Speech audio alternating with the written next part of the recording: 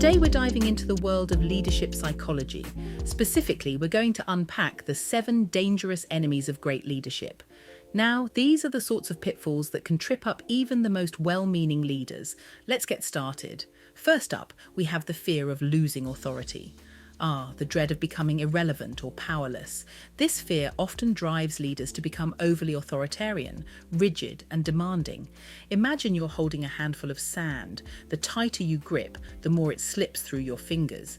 Leaders gripped by this fear might think they're maintaining control, but in reality, they're pushing their team away. People crave autonomy and trust, not micromanagement. From a psychological perspective, this fear stems from an insecurity about one's own competence and worth. It's the classic imposter syndrome writ large. Leaders need to build their confidence from within, rather than relying on external validation. Think of it like a tree. The stronger the roots, the less it needs to worry about the wind. Next, we have a lack of self-development. Leaders who neglect personal growth are like outdated software. They struggle to keep up with the evolving demands of their role. Imagine trying to navigate today's world with a phone from the 90s. Constantly updating and upgrading oneself is crucial. This enemy is tied to a fixed mindset, believing that one's abilities are static. Embracing a growth mindset, where you view challenges as opportunities to learn, is key.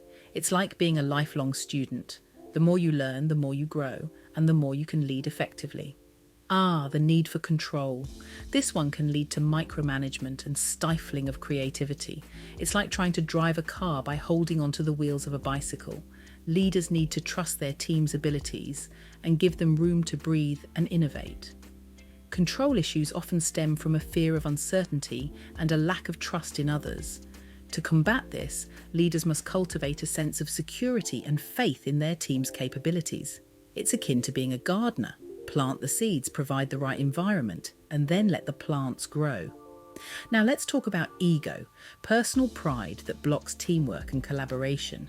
Imagine a football team where one player hogs the ball, believing they're the star. It doesn't matter how talented they are, the team won't win if they don't play together. Ego is a defense mechanism to protect one's self-esteem. Leaders need to practice humility and recognize that their team's success is their success. It's like being a conductor in an orchestra. Your role is to bring out the best in each musician, not to play every instrument yourself.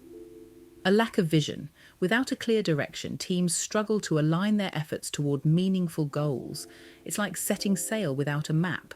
You might end up anywhere or nowhere. A leader without vision often lacks a sense of purpose and direction.